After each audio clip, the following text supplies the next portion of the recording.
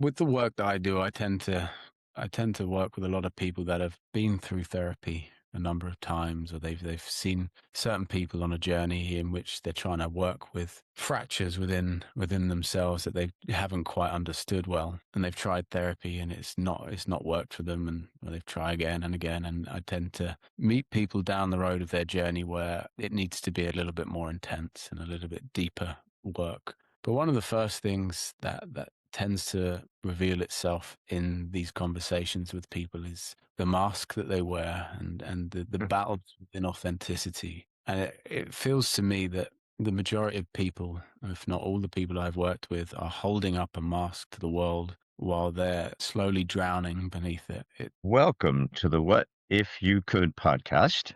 I am your host, Gary Scott. And today, my guest, all the way from jolly good London, if we could still say that, is Liam Wakefield. Hello, Liam. Hey, Gary. Hey, thank you for having us on. Absolutely. Absolutely. I'm really looking forward to this. We're going to get into some very good stuff.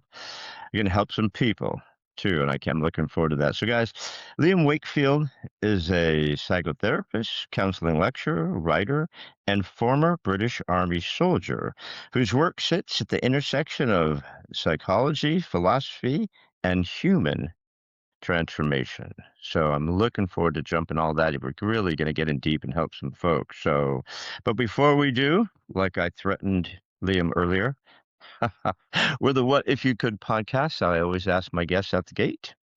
Uh, Liam Wakefield, what is your What If You Could? I think a good way to answer this for me would be, what if I could understand myself in the earlier years in the way that I could now? So if I go back to my teenage years, if I could have had the same understanding of self, where could I be with that? And what could life look like right now? Wow. Have you, do you understand yourself now? It's a constant journey. So I liken it to something I'd written not too far, not too long ago, called The State of Becoming. And it's the perpetual state of our own evolution. There's moments in my life where, and I'd say more so in the past few years, where my ability to connect with myself and learn about myself, and it's opened up so many avenues for growth. And I look back at my time, how I spent 11 years in the British Army, and if I could have had that initiation into self-inquiry, let's say at 20, as I do today, then what life could have been like. Again, you can't split test life, so it's something that I'll never get to experience. But I guess a good anecdote to this would be, I have a young friend of mine who's um, somewhat like a younger brother, and he's 25. And oftentimes I would catch myself and think, wow, if I could have the introspection as that young man does when I was his age, the possibility of what can be accomplished is truly wonderful.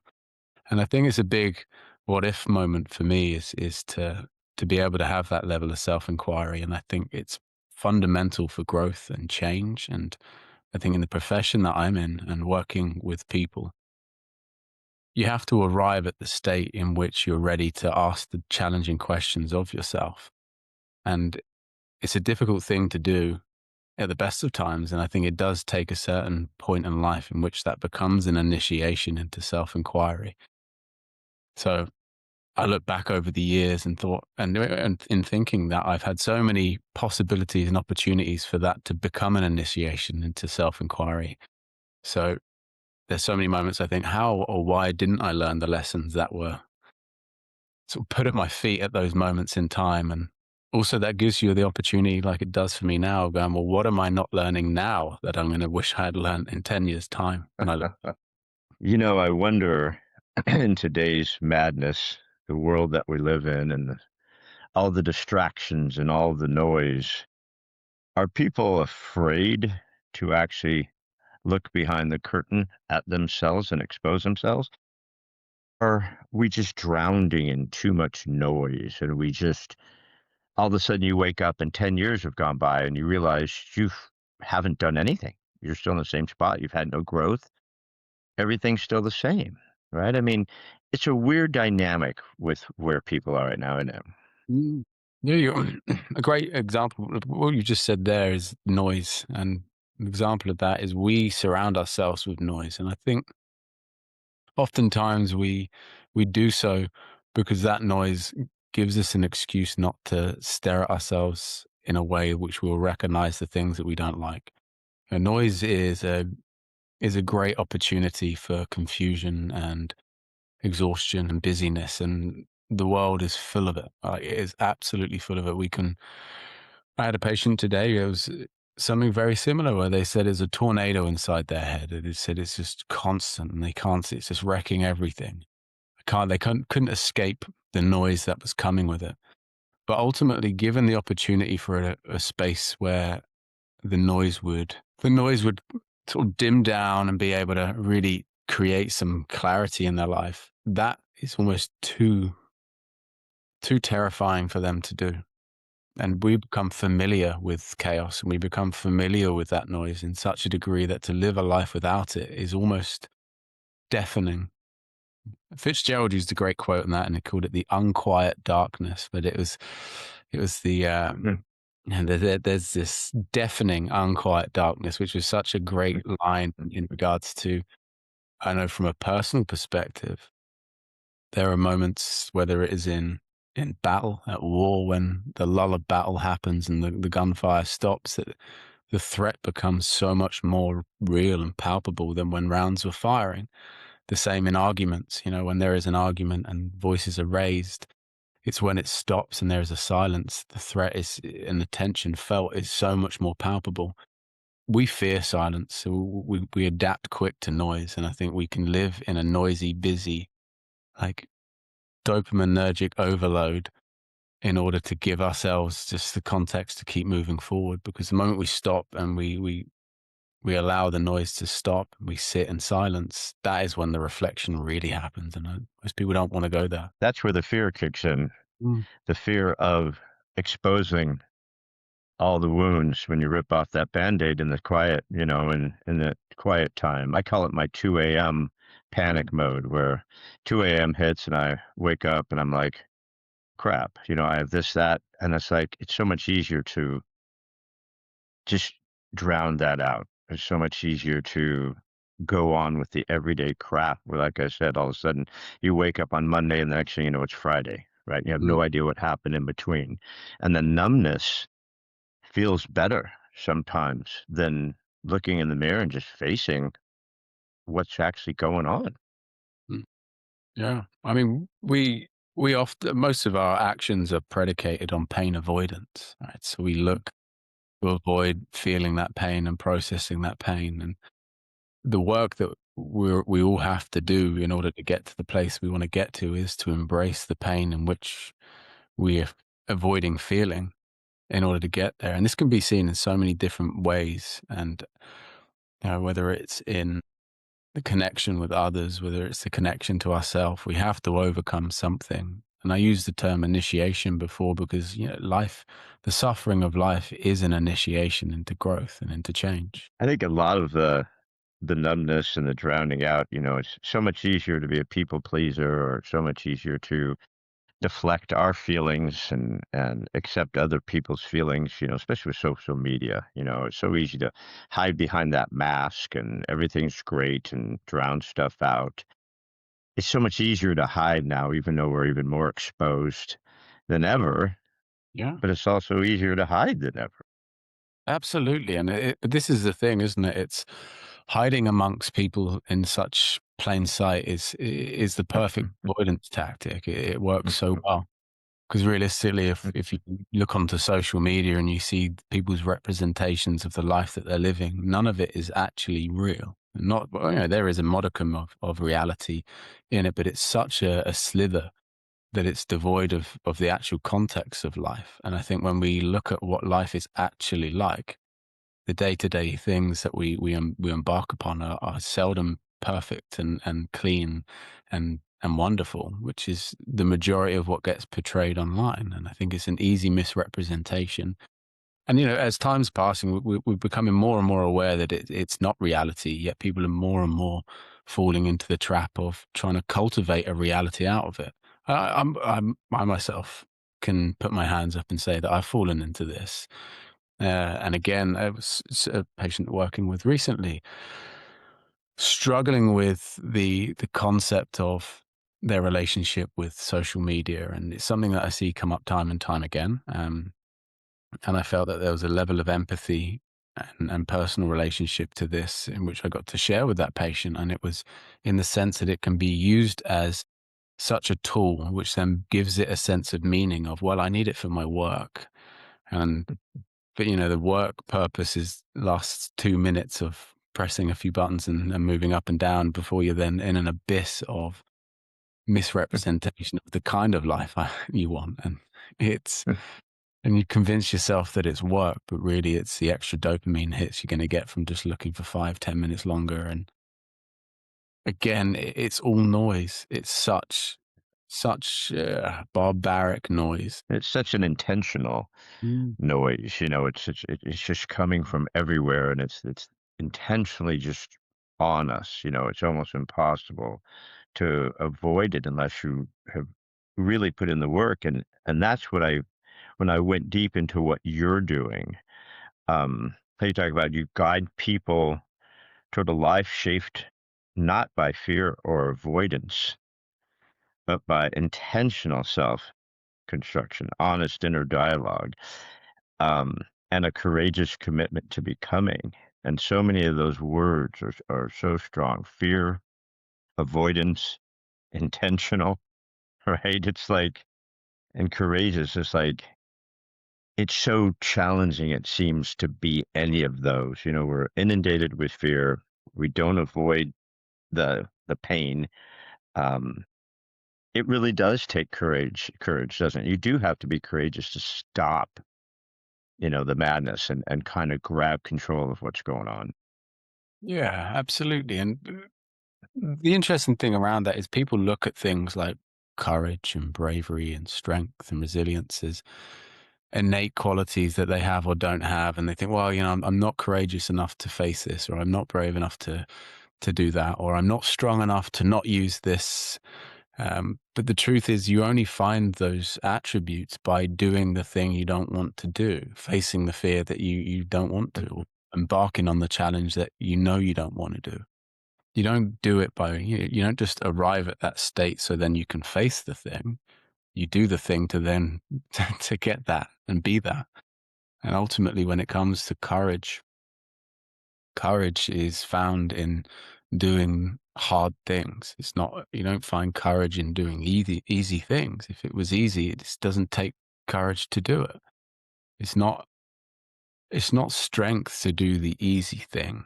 It's strength to do the hard thing. And oftentimes doing the hard things means challenging the parts of yourself that want to actively avoid it.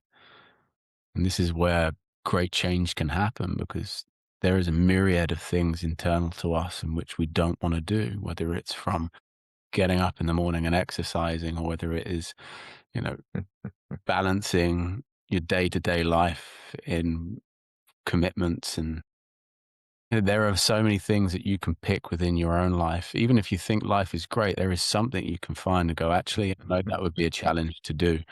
And then you can face it. And by doing that each time, each day, each year, you allow yourself the opportunity to expand as a person and understand yourself better. You're never going to be void and far enough away from challenges and disruption of your nervous system. This is innate. You're going to have, even if life seemed great, there'll be something that happens down the line, and it's about equipping yourself with the confidence in knowing that when something does happen, you have the innate fortitude to be able to embark on that and get through it. A friend of mine asked me the other day, we were texting back and forth about all the madness in the world. She's 100% this way, and I'm 100% that way, and somehow we've managed to stay friends because we love each other and we kind of rise above the craziness. And she's like, what do you just want? I mean, what do you want? And I just said, peace, whatever that is. I just want peace. And she's like, well, good luck. And not in this world because of blah, blah, blah, blah. I'm just like, chill your jets. You asked me a question, I answered, so for me, the journey is, what does peace mean to me? Freedom mean to me? And then how do I have the courage to go after that peace and make it, a reality and not just a bumper sticker or a tattoo? Yeah. Yeah, this is, and how did you? What come up for you when saying that? Because I think that's a great thing to know that you got to embark on something personal like that. Well, this is how I replied. I said, for me and me only, no one else, but my thought was, this was in my text, basic things: no debt, no mortgage, um, my ability to help as many people as I can, talk to as many people as I can through my counseling work, through the podcasts, um, finding a sense of purpose as far as helping people. Um, and to me, that creates a sense of peace, a sense of freedom. I'm not tied down to anything. I could work from anywhere, right? We could do this from anywhere, and yet still have an impact Mm. on people's life. So it's not dropping out. Peace for me wasn't sitting under a tree meditating. It was being more active. It was being more proactive. It was reaching out more. I think she got it, but maybe not. Maybe she called bullshit because we're friends. But that's brilliant. Again, when you have two people that have such diametrically opposed views to the world, but yet can still find the sort of the standing to have a conversation, that's wonderful. And that to me is such a strength, because most people these days are so caught in one side of the field and refusing to actually entertain somebody else's opposing views, when in actual fact, you know, peace isn't about all having an aligning view of how things should be done. It's about recognizing the view that you have and holding some harmony and respect to somebody else's opposing truth and not seeing it as a threat to themselves. And I think being able to find peace within yourself in how you conduct yourself and lose yourself amongst helping other people is such a space that I think it's a beautiful place to be. And I think it's such a noble and worthy pursuit of life, is to give yourself over to others in a helping sense. I've always been a chronic, don't want to make this podcast about me, I'm sorry, but I've always been a chronic self-talker in a negative sense. Um, a lot of working on erasing the tapes, and when I was reading through a lot of what you're doing, um, I I know that that's something you probably deal with a lot with people, is getting them to, I don't know, erase the tapes, play them backwards. I mean, what are your thoughts on that when you're getting people that's just like that person with the tornado, the volcano in their head, whatever, getting them to, okay, let's slow that down. Let's stop that hatred talk, that self-talk, the negative self-talk.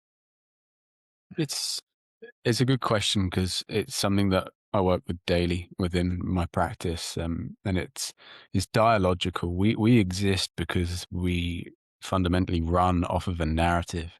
Everything is, from everything that you look at. I mean, just look behind you. The plethora of books that sit on the shelves are interpretations of people's internal narratives that they have put onto page. The same when you speak to somebody, the same when you connect. We are just combining narratives, and we use dialogue to do that. And when it comes to the psyche and working with the inner frame of existence, our structure and function is predicated on the narrative that, one, we tell the world, and two, what we tell ourselves. A big part of what I work with that is from a format called voice dialogue, and it's working with the parts of ourselves, these sub personalities in which hold its own narrative. So when we look at an internal conflict, let's again use as a vignette and I'll anonymize it to make sure it's protected in that sense. But a patient of mine that is conflicted by decisions that they should make in the life that they're living, and the narrative that is created within there is fundamentally created based on the experiences that they've had. So if it's somebody that has experienced an early life trauma and an adverse childhood experience, and that has shaped a negative self-talk within the narrative that they have for themselves as they grow up, there is, let's say, an insecurity or an inferiority complex around relationship dynamics or connections with other people. Entering a space, there is the continual narrative of, well, I'm not good, or they don't like me, or that is such a strong voice, but it is only one part of them. There's a beautiful quote of being multitudes and having a multitude of existence within you as parts. And when we look at that as a frame, when we can dialogue between the parts of ourselves, we can start to recognize which narratives are controlling our life. And ultimately, it's a script that we're ending up playing out and performing. And there, when we look at the sort of neurotic psychotic break within somebody's structure and function of self, it's when they get caught in one particular narrative that then becomes the driving narrative for their life. I am bad, I'm not good at this, nobody likes me, I can't connect. And it's the negative, you typically see it as negative self-talk. If you look at it from an internal family systems perspective or a transactional analysis perspective, it's the judge and it's the critic, it's the firefighter and the manager. These set personalities that control and impact our decision making. But again, it's impacted and predicated on defense mechanisms, which ultimately is defending and protecting a wound that we don't want exposing. So in my work, I appreciate it's a long way round to this, is recognizing the alternate narratives that exist as well. Because ultimately there are parts of us that are imbued with confidence and connection and desire and needs, and recognizing where they exist. It's almost about taking the step back within the structure of self and being the observer of actions. And when you look at somebody who can orchestrate tension and conflict well, they step back within themselves to observe which part of them is speaking, which narrative is coming to the forefront of the conversation. And it's in recognition of that they can then alter the narrative by balancing the tension between the parts. And what I mean by that is if there is one part of somebody that is, I am not good enough, somewhere in there, there is a part of them which is. And it's about strengthening the narrative and the balance between the narratives so it doesn't allow one to hold control over the person's ability to do things. And this is when it comes to instilling confidence in someone, it's about getting them to strengthen the narrative around the things that they are good at. And it's oftentimes if somebody comes in and they're like, how's your week been? And it's like, oh, it's been crap. It's been awful. This has happened. I'm terrible. This is rubbish. This is it. And you look for the parts of the week that aren't that. And then you bring that into it and you say, well, what about this? And you go, well, yeah, that was okay. And you go, what do you mean okay? And you go into it into a degree in which you allow them to see it with a perspective change so they can alter the lens to the view in which life isn't so macabre or pessimistic and nihilistic. It's actually, there is a multitude of frame of references that they can go from. They're just so used to seeing it in such a dark and bleak way that it becomes automatic. Wow, you touched on so many great things right there. Um, so to go back, I mean, the narrative, yes, protecting our story. This is my story. This is who I am. And I'm going to protect that because I'm just so attached to that story, that narrative of who and what I am. But I love the good versus evil. And I talk to people, I'm like, you know, start that gratitude journal.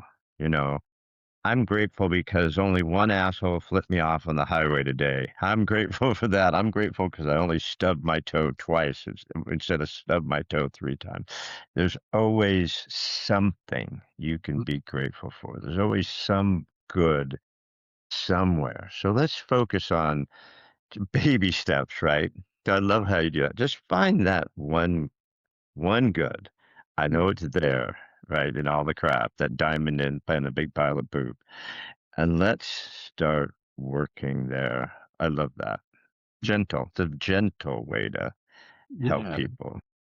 And getting people to recognize that it's not, they're not broken or wrong to have states of such demise and what could be perceived as evil in them. You know, this when I talk to people about narrative and we start looking at the parts of themselves and they look at it and they think, oh, there's a bad part of me. I want to get rid of it. And then to some extent, you know, that whole erasure of script, it's the sense of going, but this is part of you. You know, Carl Jung called it the shadow, and it's, you know, the part in which you don't want others to see. But ultimately, this part that exists in all of us, which is a part that is a defense mechanism that's gotten, you know, battle worn and become slightly nefarious to itself, ultimately is not to be cut away.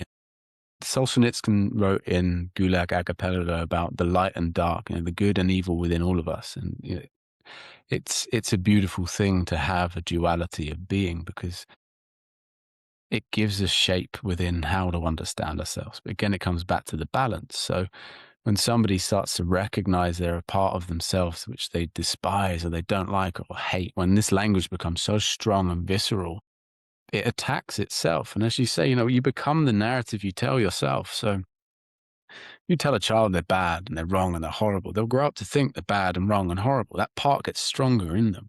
And they start enacting that into the world because it's the script in which they're being told. And this is why in parenting, it's fundamental to recognize that a child you know, they're neither bad and they're neither good. You know, they're all things. They're a multitude of things, and each emotion and range of emotion is acceptable to a degree. You know, obviously there are the points in which, you know, but don't go around destroying and becoming a tyrant to the world, but recognize that you can, anger is still a part of you. It's not something to be shut away and avoided, and you know, it will come back round. And if you suppress or repress these parts of ourselves, they will inevitably find a way out. So coming into a space where you can become harmonious to the parts of you that can destruct, it is the best way to create a level of peace internally, as opposed to just trying to be away with parts of yourself that you struggle with, because you live in denial. You know, you can't cut your arm off.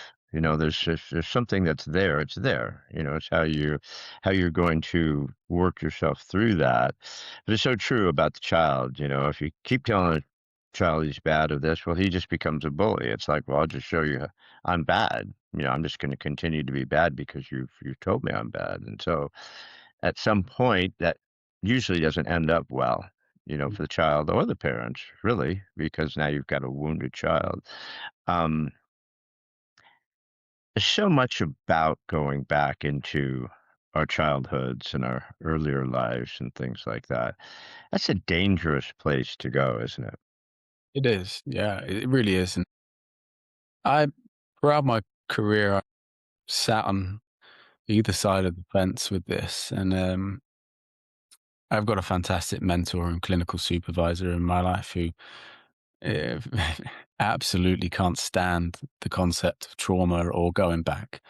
And, you know, and he's trained very extensively in such a way and phenomenally can entertain these conversations and work at that depth and going back. But recognizing that what you find there can help shape some things in the map, but you have to move forward. You have to move forward, and I think it's so easy to get caught and trapped in these things in our past, and thinking that by spending a lot of time back there, we can change the present moment. But ultimately, you can only change today by living today. You can look at the past and recognize repetition compulsions or areas in which improvement can be made, but ultimately, there is something to be said about getting trapped in a point in your life which doesn't serve you today, because you can't blame it. And something I hear time and time again is when people blame their parents for the tough life that they had. And ultimately it's like, well, what do you want done here? Because you can't change that. That's a part of you, right? That exists, and you know, get over it. Like work with it, use it, but quit hating on people that are in a time that you don't have access to. You can't change that. And ultimately, this is where the external locus of control has such a deep, profound impact on people's lives. And to expand on that a little bit, the external locus of control is this belief in which it's external to the self. So life is happening to you. My parents were hard on me, and this is happening to me. And instead of it happening inside of you, which is the internal locus of control, the recognition that I have access, I have agency, and I have autonomy to change my life. If we say, right, I was abandoned by my mum, and that means because of that, I can't do this thing. This always happens to me. And I will repeat this mistake again and again because of this misfortune of this parent that didn't provide me with the needs that I needed meeting. But ultimately, that's fine. But if that becomes a narrative, then you've just given yourself license and excuse to not do the hard thing, which is recognizing, well, what can you do about that? What can you do today to change the things that have happened in your life? Because ultimately, you can't go back and change the past. That tapestry is well and truly written and stitched together. And all you can do now is recognize, what can you do right now? What can you do today? Love that so much. I've been working on that, the present. You can't go back and fix the past, and you spend too much time in the future worry about what's going to go wrong or what's coming up. And so you're either in the future or you're in the past. Like Zig Ziglar used to say, you don't get any, you're never anywhere because you're always traveling, right? You're either in the past or in the future. But the only thing you can actually take care of is the present. Mm. That's it. You can't go back and fix the past. You can't move forward and do anything in your future. You can only focus on the present. And then so I love that. I love that about the present. And the thing about the parents is, there's so much generational trauma. His great grandfather was like this, and his grandfather was like this, and his dad was like that, and now I'm like this. It's like, at some point you need to break this generational habit of everybody's messed up. Right. Mm. So maybe it's your turn. Maybe you're the one who's going to let that go, not let that be not play the victim based on that, and heal that and move on from that. Otherwise, it's just going to go on forever. Maybe you're doing it to your children and you don't even realize it. So, yeah, focus on the present. I love that. It's the only place we can get anything done. Right, but that requires people to take accountability. Mentioning generation, great, a great segue into this, because this is where a lot of problems with that external locus of control and with the parents become such an issue in people's mental health today. And I hear it day in, day out where, the dad or mum had this profound impact on them in such a painful way, but and they're like, but I know they were just doing what they could, which is always a normally when you look at that statement, you're going, yes, they did what they could do, and great, that should give you enough access to accountability to recognize change. But it's often followed with, but they did what they could do, but their parents were doing it to them, so it makes and their parent, and you kind of think, right, okay, so this is generational. It doesn't make it okay to be continued in this iteration of the family line, should we say. So what it does is then gives an opportunity for accountability to be taken. So instead of passing the buck backwards, it has to stop in that present moment to say, right, I can recognize that these are repetitions happening with grandfather to father to me, but I'm going to make this change. I'm going to actually take accountability for it not passing on to my own children, and it's not going to be something that I project out into the world. And that's tough, because then you have to bear the weight and responsibility of everyone in that family line, because it requires you to look back and think, okay, I've got to give forgiveness for somebody who only showed me Mhm. destruction and devastation from an emotional sense. And I've got to forgive that in a way that doesn't create contempt or resentment. And again, I want to advocate here in the sense that I'm not saying that people should all be forgiven for some of the abhorrent things that happen in life. It's not the person, the character that gets forgiven. It's the connection in the relationship that needs to. So, I'll use a personal anecdote within myself, and it's, I, having been abandoned by my maternal figure, and not having needs met in that capacity growing up. For a long, long time, there was resentment and contempt for the pain caused and for the abandonment and the neglect. And there was hate to a degree. And that hate fueled so many behaviors that then become self-destructive. But it was in the forgiveness of the relationship, not so much the person, but the relationship in regards to what that person could do in that space. You know, though they were fallible and had things that they needed to work on, and reasons and justifications for why they do what they did. For me, it was recognizing that the relationship didn't need to be one in which was held in contempt and aggression towards that. There's still love that exists even in the most painful of relationships. And if you can find that amongst that, then there can become some peace and acceptance and forgiveness. Finding, like as we mentioned before, the light even in the toughest of days, and say, right, okay, but that one small thing, like there was some love in there, and that's good enough right now. And for me, it was good enough to accept that there is forgiveness, but there doesn't have to be a build on the relationship and a reconnection, but there's enough to let it go without holding resentment and contempt. Because when we live with this resentment and this contempt for familial relationships, you see it time and time again when people hold such disregard and such hate and anger for their parents, and it poisons them, because ultimately it's like being tethered to a weight that's sinking to the bottom of the ocean. And you don't have to forgive the weight for pulling you down, but at the end of the day, you can forgive having been attached. At the end of the day, for me, my mother didn't have a child in hope of abandoning a child. She had a child because she loved that child, but things happened and situations created an environment in which that happened. And it's learning to live with the fact that it wasn't done from a place of anger or dislike. It was from a place of pain and fear. And forgiveness is in the fact that somebody was hurting and they made decisions that had bigger impacts and consequences. But forgiveness to the connection and what exists there is what allows somebody to let go of the weight and be able to live with the pain that inevitably is left there in some form. It's kind of like that happened to me, but that's not what I am.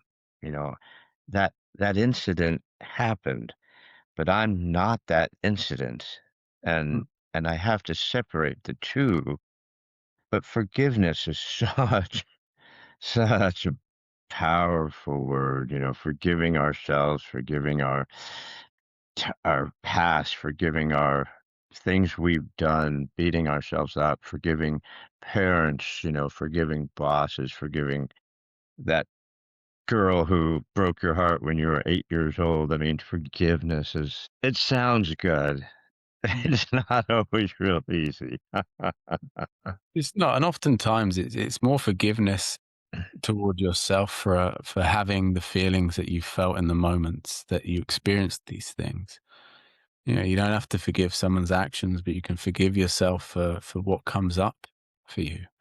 I think it's important to do that. Again, it comes back to that narrative, because ultimately, when people get stuck in a frame of, I can't forgive myself, I can't move forward because I can't forgive myself, I can't, well, it's almost saying that I can't forgive myself for feeling what I'm feeling. And it's so important to recognize, well, what is it you're feeling?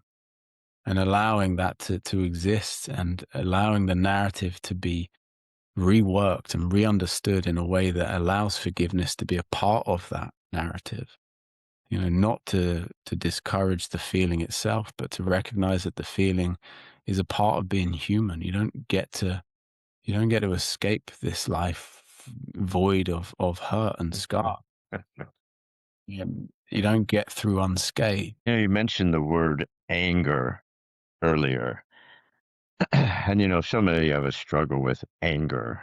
I mean, right now, everybody's angry. In America, every single person, there's 350 million angry people running around, and they're all, and they think their anger is justified, or they think, anger at themselves or anger at someone else. And it's such a wicked emotion, you know. You're angry at your mother, I'm angry at my mom, I angry at certain people. And yet I say to people all the time, and I say it to myself all the time, it's like drinking poison and expecting the other person to die, or and it's really a wicked emotion. It's very damaging to ourselves to carry that anger. Well, anger is a secondary emotion. If you liken it to anger's the fist, but the fist doesn't drive itself forward. Momentum of the arm, the shoulder, and everything that goes into driving that fist forward is what sits beneath it. So anger, from a primordial sense, when you look at it from the brain, where we're looking at it from the pleasure and aggressive drive, which are located in the same part for our drive with aggression and anger is because it is a sublimated response and a secondary emotion. Oftentimes you find people are angry, but underneath it is shame or guilt or an expression of a need in which they cannot express or articulate in a way that's coherent. You look at children or babies, should we use infancy? They get angry, they get frustrated, they throw things, they cry, they enact like volatile behaviors which manipulate to get what they want because it's an expression of a need which is so clear and they don't know how to articulate it because they don't have the dialogical ability to communicate like that.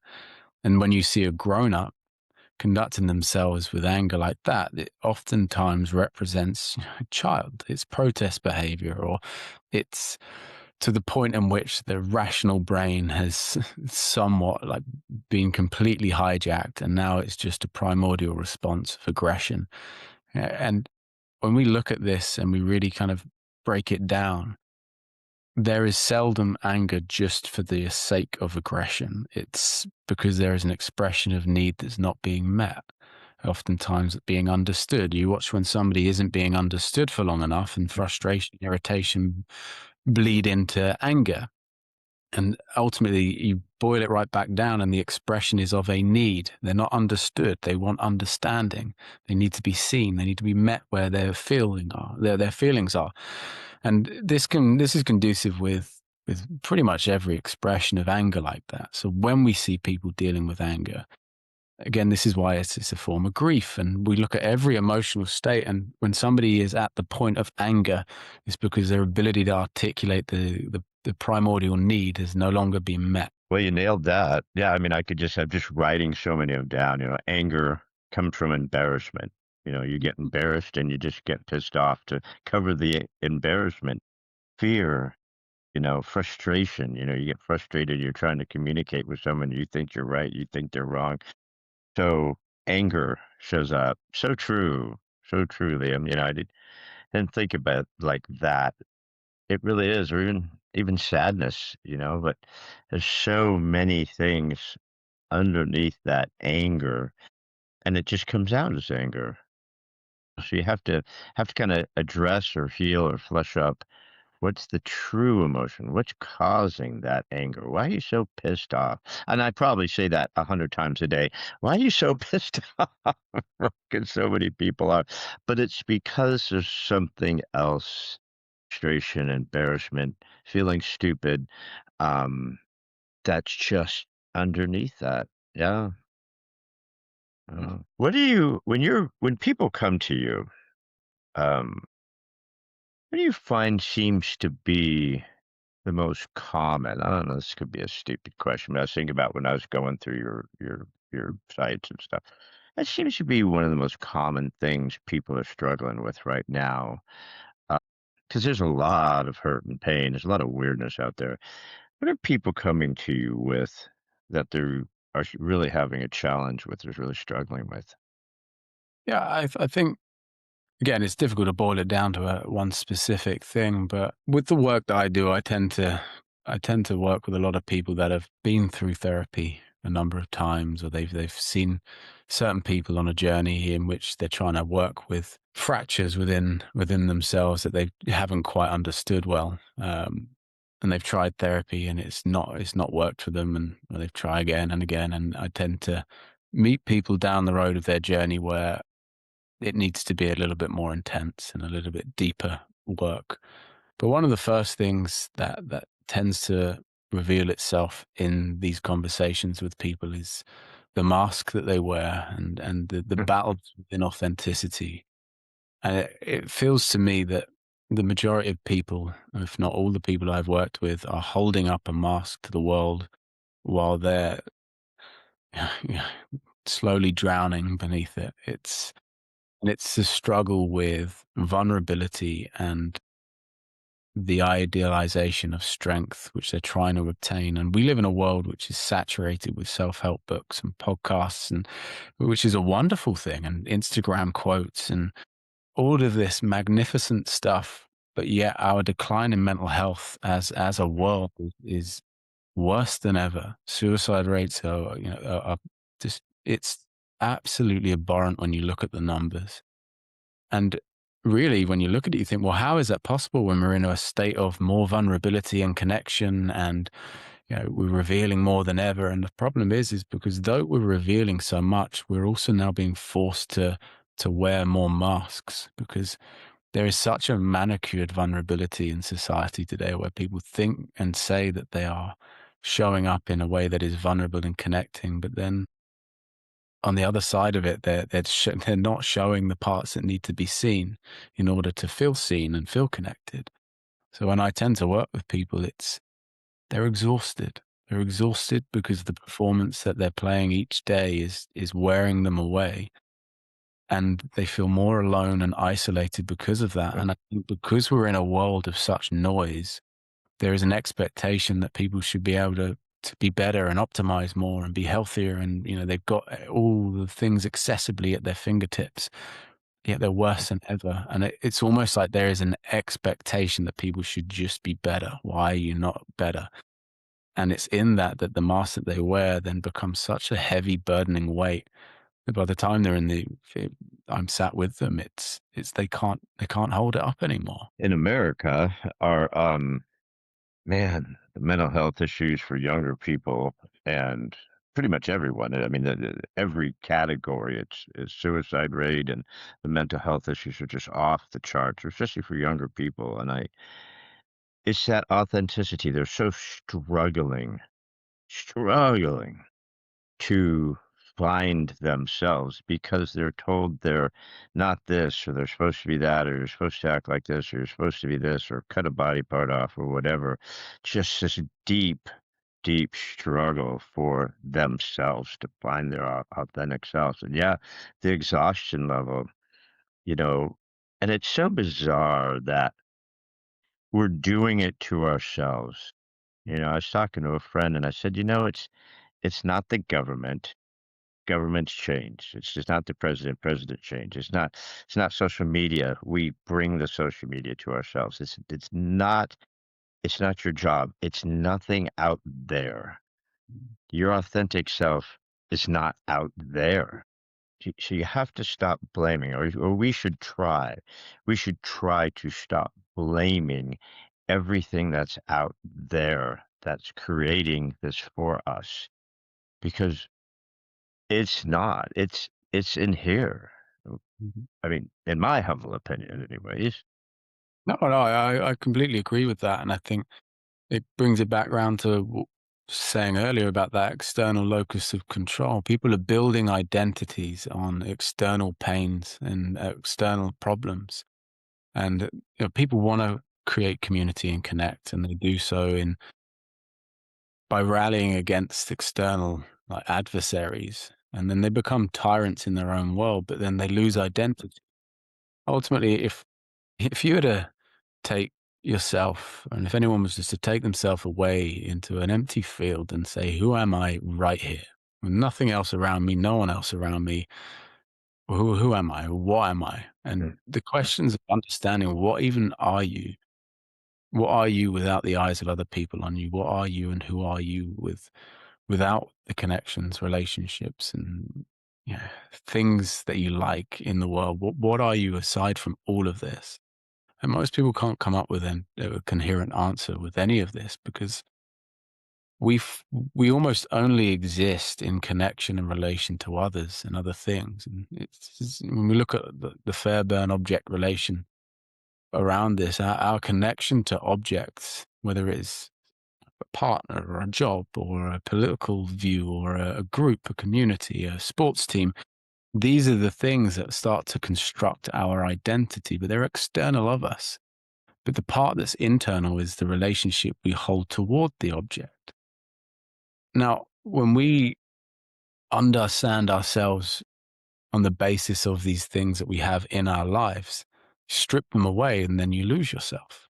And this is what happens when there is social discord or political discord, or there are ruptures. And going back to you and your friends' conversation, when you're diametrically opposed, if your understanding and identity is based on what your friend thinks of you and has an opposing view, that can crush your identity. This is when it brings it back to, well, what do you feel? What do you think? How do you enact in this world that's not in relation and correlation to the things and objects and people that are around you? They say we're the sum total of the five people that are closest to us. And there's a measure of truth in that, because authenticity, I don't believe we can obtain pure authenticity because we exist in a world with other people. And the very fact that we exist in a world with other people means that we have to perform to some degree, because we make sense of ourselves because of it in that way. How we enact, how we speak to the barista in the coffee shop, to how we turn up to work and how we connect to people will change. Or there parts of us will come out in different ways with each different person that we meet. And there is somewhat of a baseline of self that exists in there. But that self and that understanding of self often gets convoluted with identity found in other people and other things. So trying to differentiate the two is a challenge. And it's a big part of the work that's done in my office is trying to identify, well, who are you when it's yourself, and who are you in correlation to other people and the things that you do in your work. You look at most people, you ever do an icebreaker in some kind of work environment or some group thing, and people always say, oh, hi, I'm Leo, I'm a psychotherapist. All right, what about the other million of other things you've done and experienced in life? Why do you lead with that title? That's just something you do in the day now and then. Like, that is not But you. does anyone, and until they come to you, but I mean, does anyone with all the noise and all the craziness going on, does anyone even take the time to sit in quiet, go out into the forest, go out, sit on the beach, stare at the ocean, and just have silence, and then just try desperately to quiet the brain and the noise enough to introduce yourself to yourself and find, I love myself. I laugh about it all the time. I tell people I love myself. I frickin' as much as I beat up myself, I love myself. No one makes me laugh harder than I do. I crack myself all the time. I'll be sitting somewhere, people look at me like, "He's laughing randomly by himself. Someone call the authorities." I don't care. But yet, I still struggle with quieting the mind, quieting myself and being honest and going in there. It's such a challenging, it can be very difficult. You have to be so disciplined and you have to have that courage, like you talked about earlier, to be willing to go there. Yeah. I think it's coming to terms of what you're afraid to see. Ultimately, when because people busy themselves in a way that they live perfectly great lives, and they live with the avoidance of the hard things, and they get by. And it's not to say that their life is not as lived because of it, but there has to be some relative coming to terms of the things you don't want to see. And I think if you just sit in the space of silence and you recognize that there are some things about yourself that you don't want to see, and you make the conscious choice to not go back in there, it doesn't mean you don't see it. You're aware of it now. So now you have an obligation and a responsibility to either act accordingly to that or do something about it. but you can't put it back in there and go. And this is I see it a lot with veterans, and I mean I was in Jordan a couple of years back doing a run across the desert, and there was a bunch of us there, and we'd all done Afghanistan and some other deployments, and it was interesting to see the level of peace that came from people being in a space where there were time to sit in the silence. But for a lot of people that were there, there was the active acknowledgement that it is not somewhere that they could sit for long. It was great to go there for a week or two, but then that would be it. They don't want to do it again. Like they want to go back to the busy hustle of life. The familiar chaos was more comforting. You know, because for a lot of people to step into that space requires serious work. Like, it's not just let's go to therapy once a week for 50 minutes. That's not enough. It's not going to do enough. And it's people then make the mistake of feeling like they can do great change by reliving things or going over the past, but they do it in a way that they're in the same triggering environment around the same people that the relationships are the same. And all it does is it perpetuates the impact of what their experience is. It doesn't make change. When you change the narrative, there has to be a complete support structure change within that, because oftentimes just going back over the thing that's happened to you isn't going to change it. You know, just sitting with the feelings in the space that it's been activated, it isn't going to change it. You know, it's going to bring it up, and it's going to oftentimes create something within there that then wants to be avoided because it create discomfort. A lot of the time, the repetition of discomfort actually puts people off wanting to do change, and then they end up stopping. And like, oh, I don't want to keep doing that. You know, you bring back my friend and I's little text conversation, and I care about her, and she cares about me. I care about her peace and happiness, and she cares about mine. And that we're able to rise above our massive differences on the world. It flares up occasionally, and we'll have a little here and there, but I just refuse to engage Mm, because my feelings towards her as a friend are so far and above my feelings about the thing that we're going to argue about. mm, I can compartmentalize. Yet in other areas of my life, I struggle to compartmentalize. And I let that rise up and I let it bite me in the ass, or I let it give me fear, or I let it question my decisions, or I let it, or I people please, right? It's like I know I should end that relationship. I should fire that person in my life. Yet I don't, because I fear what will people say if I'm like, well, why would you be so mean to her or them, right? Um, and I let that drunk monkey control what I know I should do. And all that does is add more pain to my life, more challenges to my life. And so I don't know where I'm going with that, except for the fact that I keep coming back to what you talked about, which is the authentic self. If I was being my authentic self, I'd say, listen, I don't mean to hurt that person. I care about their feelings, yet I have to take care of myself, my soul, my being. And it's not that I'm trying to hurt them. I'm just trying to heal myself. And it's a difficult tightrope to walk, I think is the word I'm looking for.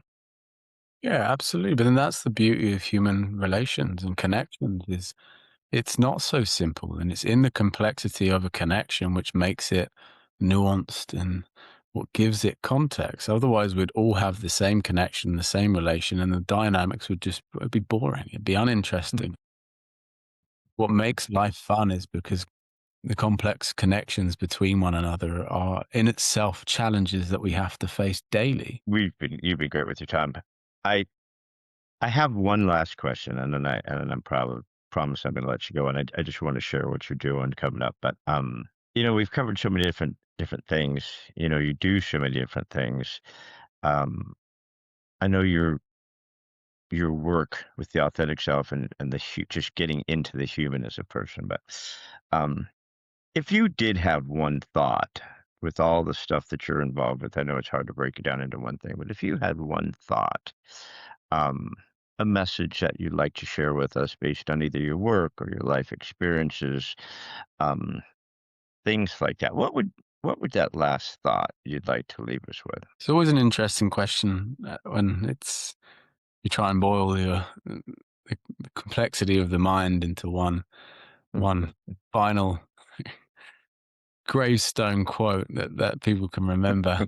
Um, I think it's recognizing that in the adversity and suffering that we will all inevitably face or have faced in life, being subjective in its degree in which suffering is experienced, there is something incredible as with what can come from that. The growth that can come from hard times and suffering, if it's put into a narrative that is in favor of oneself, that is when change can really, really happen. I think it's all the while that we hold fear in favor. Fear is the stronger force against that, the pain of that change. We really we can really propel forward with becoming an ally to suffering as opposed to in fear of. We live life in pain avoidance, but if we can recognize pain as an ally, I think we can change so much about our day. Kind of hard to have success without failure. It's kind of hard not to have love without heartache. There are things, just because things are appear bad doesn't mean that they are. I mean, they could be a bad something that has happened to you can actually be one of the best things that end up being one of the best things that ever happened to you. A divorce, something that job loss, and you find a better job that was actually your calling and stuff like that. So yeah, I think you have to understand that the things that have happened aren't the end of stuff, right? I mean, the things and that's kind of I like that. That's what you seem to be fleshing up when you're working with people, is especially about staying in the present. I love that a lot. Recognizing that the pain is an initiation to move forward is what can help people ground themselves in the present moment.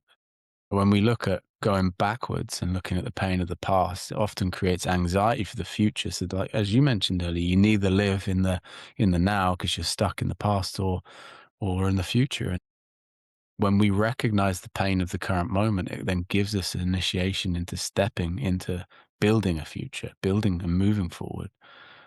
It's taking people from the state of suffering for the place they are stuck in the past or the anxiety of the future, and focusing on what pain it is they're in and what suffering they're experiencing in that moment, to then mitigate the distress of life by acknowledging it as an initiation to start doing something about it, using it as a form of agency, and being able to then take that on and take ownership over that.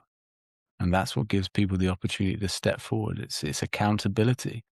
No one can do any change within their own life until they're willing to take accountability of where things are going wrong. I just thought I was going to let you go, but I love that thought so much. Why don't we go there when you're working with people?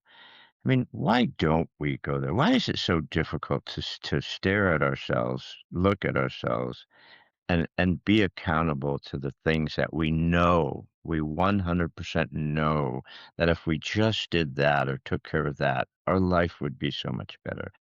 What is that struggle? Why can't we go there? It's the liminal space. It's the people confuse knowing with feeling.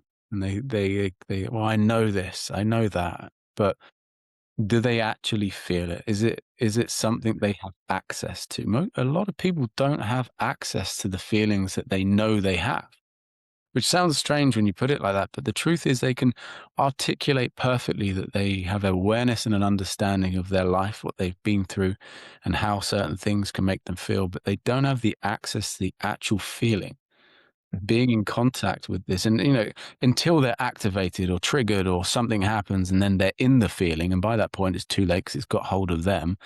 But having access to a feeling that you can take control of is how you can start mitigating change. But again, that comes back to accountability, that that feeling exists within you and only you have access to it. And this is for most people, and I know I'm generalizing there by saying that, so bear with me. But the external locus of control or the blame of other people, like, oh, it's my partner, it's my parents, it's the work, it's all of this stuff, and it's making me feel this, instead of going, well, actually, it's me making me feel this, and I need access to that so I can make change. People don't want to say that, because if things don't start changing, then who else is to blame? It's easier to blame external factors than it is to look internally and think, damn, I've got to take control of this. But that's really hard and it sucks. It's going to be painful and I don't want to do that. And what a vicious cycle that can be, right? It's just like you're fleshing stuff up to heal it, and it doesn't get healed in what you think is a proper timeline. So you beat yourself up for that, and it's just this vicious cycle of physical and mental abuse of ourselves when we're the only one abusing ourselves, number one, and we're the only one who could stop abusing ourselves, number two. So Mm. it's such a bizarre. We're such bizarre creatures, aren't we? I just think, well, your work is fascinating, Liam, and I'm grateful that you gave us some time. I know it's late there, so I promised I wouldn't keep you up too late. So, where can we go find more Liam J. Wakefield? What do you have cooking? What do you have coming up? And where can we find more of you? Yeah, so I've got a website, liamjwakefield.com, as well as stuff on Instagram under the same name, and other social media platforms. This past year was supposed to be the big push towards the book, and some more online content in regards to lectures and videos. But I've thrown myself quite heavily into my private practice as of the past year, and it's been building wonderfully. But definitely the move is towards some more writing over the next year. I'd been writing with a magazine in London. It was a very small magazine, but I finished up with that last year to sort of focus more on my own time and be able to sort of create a little bit more to put out there. So, but yeah, they're the platforms that I can be found on. I'm sure activity around those will increase in the months. Do you do most of your work in person, or you do a lot of your work online? So most of it's in person. So I've got a private practice in West Sussex, and I've got another clinic in London, trauma clinic in London on one day a week that I do up there, and the rest in my own private practice in Horsham. But I do a number of sessions online for some people, which is always wonderful. But I'm definitely someone that really enjoys the in person and connection between sessions. So much more powerful when you could Uh, fit with someone and the energy can kind of come across. So everybody, we've been blessed with some time with Liam Wakefield, all the way from the UK. We're very grateful for your time. Please look for Liam. He's on a bunch of different platforms, and we'll be seeing more from him. Hopefully, a book coming out, and we'll all grab that too. So, Liam, thank you so much for gracing us with your time. Thank you mm, so much. It was mm, wonderful. really appreciate it. Thank you. All right, everybody. We'll see you next time. Thank you.